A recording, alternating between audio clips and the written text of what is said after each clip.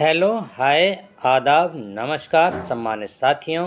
Welcome to YouTube channel Ted Point Mohammad Yusuf Ali के साथ। आज हम बातचीत करने जा रहे हैं एनपीएस और ओपीएस में क्या अंतर है, एनपीएस और ओपीएस में कौन सी बेहतर है। आप अपने आप डिसाइड कर सकते हैं जब हम आप इसके बारे में बताएंगे। इसी के साथ एनपीएस के अंतर्गत सेवा काल में मृत्यु प्रकरणों में पारिवारिक पेंशन के विकल्प का चयन करने पर एनपीएस खाते में संचित संपूर्ण धन राजकीय कोष में जमा करने के विषय पत्र, ये समस्त संयुक्त निदेशक का आदेश है। आज हम बातचीत इसी पर करेंगे। यदि आपको वीडियो पसंद आए तो लाइक करें, सब्सक्राइब करें, बेल आइकन को प्रेस करें ताकि नोटिफिकेशन आपको सर्वप्रथम प्राप्त हो सके। साथ ही यदि आप हमारे YouTube चैनल के व्हाट्सएप ग्रुप और टेलीग्राम ग्रुप के माध्यम या उससे जुड़ना चाहते हैं तो डिस्क्रिप्शन बॉक्स में जाकर के लिंक के माध्यम से जुड़ सकते हैं। तो चलते हैं आज के वीडियो के शीर्षक की तरफ। पुरानी पेंशन या एनपीएस आपके लिए क्या बेहतर है, इस पर चर्चा करेंगे। एनपीएस और ओपीएस पेंशन में क्या अंतर है, इस पर बातचीत करेंगे। राष्ट्रीय पेंशन प्रणाली के अंतर्गत सेवा काल में मृत्यु प्रकरण में पारिवारिक पेंशन के विकल्प का चयन करने पर एनपीएस खाते में संचित संपूर्ण धन राजकोष में जमा कराने के विषय में, इसी पर आज हम बातचीत करेंगे। और पुरानी पेंशन या एनपीएस में कौन सा बेहतर है, इसमें कुछ बिंदु दिए गए हैं जिनके माध्यम से हमने कौन सी बेहतर है इस पर आप खुद डिसाइड कर सकते हैं। तो चलते हैं वीडियो की तरफ। 17 साल पहले नेशनल पेंशन सिस्टम एनपीएस लागू होने के बाद से ही सरकारी कर्मचारी पेंशन व्यवस्था ओपीएस बहाल करने की मुहिम चला रहे हैं।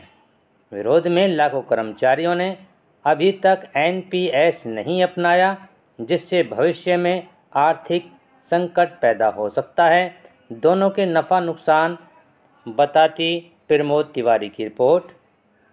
तो ये प्रमोद तिवारी की रिपोर्ट है जिसके आधार पर आप ये डिसाइड कर सकते हैं कि एनपीएस बेहतर है अथवा ओपीएस पेंशन बेहतर है। तो प्रथम बिंदु है, कर्मचारियों को ज़्यादा भरोसा देती है ओपीएस। कैसे देती है देखते हैं। निवेश सलाहकार बलवंत जैन का कहना है कि पुरानी पेंशन व्यवस्था या ओपीएस सरकारी कर्मचारियों को ज़्यादा भरोसा और सुरक्षा प्रदान करती है।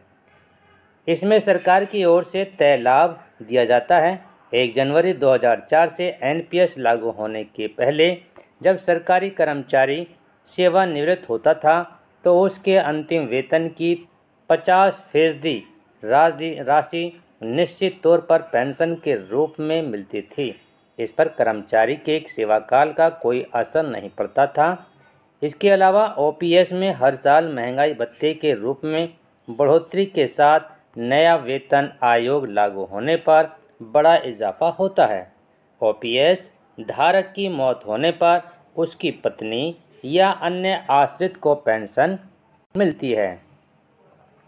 इससे संबंधित भी हम एक आदेश दिखाएंगे जो समस्त संयुक्त निदेशक का है। जीपीएफ के मुकाबले कम फायदे हैं एनपीएस। कैसे हैं देखते हैं। केंद्रीय ओपीएस को यह बताते हुए बंद किया था कि इसे सरकार के खजाने पर बहुत बोझ पड़ता है। जाहिर है सरकार ने अपना जोखिम कर्मचारियों पर डाल दिया। एनपीएस आने के बाद सामान्य भविष्य निधि जीपीएफ को बंद कर दिया गया, जिसमें पहले 12% कर्मचारी का और 12% नियोक्ता का निवेश होता था। एनपीएस में राज्य सरकार के कर्मचारियों के मूल वेतन वे डीए का 10% करता है। इतनी ही राशि नियोक्ता भी देता है, यानी जीपीएफ से 2% कम। केंद्र के मामले में नियोक्ता का अंशदान 14% है, लेकिन राज्य कर्मचारियों के लिए एनपीएस पेंशन और बचत दोनों ही लिहाज से जीपीएफ के मुकाबले नुकसान का सौदा है। यदि आपको वीडियो पसंद आ रही हो तो लाइक करें, सब्सक्राइब अवश्य करें। अब तीसरा पॉइंट है, ओपीएस नहीं है तो एनपीएस में समझदारी कैसे है, देखते हैं। जिन कर्मचारियों ने एनपीएस नहीं चुना और जीपीएफ खाता भी नहीं खोला गया है, उनका न तो खुद के वेतन से अंशदान हुआ है और न ही सरकार के पैसे डाले गए हैं। तो ऐसे भी हैं अभी कर्मचारी, ऐसे भी शिक्षक हैं जिन्होंने अभी ओपीएस और एनपीएस से अभी लिंक नहीं हुए, तो उनके लिए ये समझदारी वाला पॉइंट है जिस पर हम बातचीत करने जा रहे हैं। उनका न तो खुद के वेतन से अंशदान हुआ है और न ही सरकार ने पैसे डाले। जैसे यूपी सरकारी शिक्षिका राधा ने 2015 में नौकरी शुरू की और एनपीएस नहीं चुना, उनका जीपीएफ खाता भी नहीं है। एनपीएस खाता होता तो मूल वेतन और डीए मिलाकर हर महीने औसतन 5,000 का अंशदान होता। इतनी ही राशि सरकार भी मिलाती तो 6 साल में 7.2 लाख की अर्थात 7,20,000 की रकम जमा हो जाती। लिहाजा ओपीएस का विकल्प नहीं होने पर एनपीएस अपनाने में ही समझदारी है। तो इसका विकल्प यदि आप चाहें तो भर सकते हैं। इस पॉइंट के अनुसार निजी क्षेत्र और निवेश के लिए एनपीएस बेहतर है। कैसे हैं, देखते हैं। एनपीएस की तुलना अगर पुरानी पेंशन से न करें और सिर्फ निवेश विकल्प के रूप में देखें तो यह काफ़ी आकर्षक लगती है। निजी क्षेत्र के लिए जहां सेवानिवृत्त के बाद कोई सुरक्षा नहीं मिलती है, वहां एनपीएस संजीवनी की तरह है। एनपीएस लागू होने के बाद से अब तक सालाना औसतन 10% रिटर्न मिला है। इस लिहाज से 25 साल से ज़्यादा के सेवाकाल में छोटे निवेश से भी बड़ी रकम तैयार हो सकती है। एनयूटी की राशि ज़्यादा होने पर आपको पेंशन भी बेहतर मिलेगी। अनुज गुप्ता IIMFL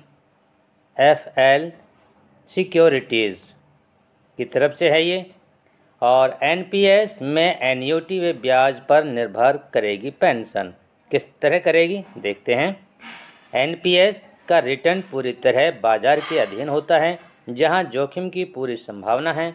ऐसे में सरकारी कर्मचारियों को इस पर ज़्यादा भरोसा नहीं हो पाता। अगर एनपीएस लंबे समय तक चलाया जाए तभी पेंशन के रूप में ठीक ठाक राशि मिलती है, क्योंकि इस पर कर्मचारी के सेवाकाल का भी सीधा असर पड़ता है। एनपीएस लेने वाले कर्मचारी सेवानिवृत्त होने पर कुल रकम का 60% एक मुश्त निकाल सकते हैं, जबकि 40% से बीमा कंपनी का एन्युटी प्लान खरीदना होता है और इसी राशि पर मिलने वाला ब्याज हर महीने पेंशन के रूप में दिया जाता है। स्पष्ट है कि एन्युटी की राशि और उसका ब्याज जितना ज़्यादा होगा पेंशन भी उतनी ही मिलेगी। तो ये इम्यूनिटी पर निर्भर होती है। यदि आपको वीडियो पसंद आ रही हो तो लाइक करें, सब्सक्राइब अवश्य करें। अब बात करते हैं राष्ट्रीय पेंशन प्रणाली के अंतर्गत सेवाकाल में मृत्यु प्रकरणों में पारिवारिक पेंशन के विकल्प का चयन करने पर एनपीएस खाते में संचित संपूर्ण धन राजकोष में जमा कराने विषयक और ये आदेश है समस्त संयुक्त निदेशक का आदेश है। देखते हैं इस आदेश में क्या है। पेंशन निदेशालय उत्तर प्रदेश, 8वां तल, इंदिरा गांधी भवन, अशोक मार्ग, लखनऊ। सेवा में समस्त संयुक्त निदेशक पेंशन उत्तर प्रदेश। अब आ जाते हैं नीचे। राष्ट्रीय विषय है राष्ट्रीय पेंशन प्रणाली के अंतर्गत सेवा काल में मृत्यु प्रकरणों में पारिवारिक पेंशन के विकल्प का चयन करने पर एनपीएस खाते में संचित संपूर्ण धन राजकोष में जमा कराने विषयक। महोदय, कृपया उपर्युक्त विषयक निदेशालय के पूर्व पत्रांक PPN/NPS 3 क्रियान्वयन पा पेंशन में राजभाषा राजकोष में अंतरण इतना का संदर्भ ग्रहण करने का कष्ट करें, जिसके द्वारा राष्ट्रीय पेंशन प्रणाली के अंतर्गत सेवा काल में मृत्यु प्रकरणों में पारिवारिक पेंशन प्राधिकार पत्र निर्गमन से पूर्व एनपीएस खाता संचित संपूर्ण धनराशि राजकोष जमा होने को सुनिश्चित करने के निर्देश दिए गए थे। राष्ट्रीय पेंशन प्रणाली के अंतर्गत सेवा काल में मृत्यु प्रकरणों से पारिवारिक पेंशन का विकल्प का चयन करने पर प्राण खाते में संचित संपूर्ण धन राजकोष में जमा कराने हेतु संबंधित विभाग के आहरण वितरण अधिकारी डीडीओ द्वारा मृत कार्मिक के आश्रित से शासनादेश संख्या 20/3/2017 का अनुत्रपक 10 पूर्ण कराकर संबंधित जनपद कोषागार और डीटीओ को विकल्प पत्र अनुत्रपक 10 प्रस्तुत किया जाता है। जनपद कोषागार डीटीओ द्वारा CRA सिस्टम पर FPWR की कार्रवाई पूर्ण कर जनरेट एकांतेजमेंट की प्रति के साथ विकल्प पत्र अनुत्रपक 10 पेंशन निदेशालय को प्रेषित किया जाता है। जनपद कोषागार डीटीओ द्वारा CRA सिस्टम पर FPWR की कार्रवाई एकांतेजमेंट जनरेट करने पर प्राण नंबर की धनराशि अंतरण की कार्रवाई प्रारंभ हो जाती है। उक्त के क्रम में कोविड महामारी के दृष्टिगत आपसे अपेक्षित है कि राष्ट्रीय पेंशन प्रणाली के अंतर्गत समूह ख, ग एवं ध श्रेणी के कार्मिकों के सेवा काल में मृत्युपेश प्रकरणों में बिना कोई विलंब किए तत्काल निस्तारण सुनिश्चित किया जाए। यदि आपको वीडियो पसंद आ रही हो तो लाइक करें, सब्सक्राइब अवश्य करें।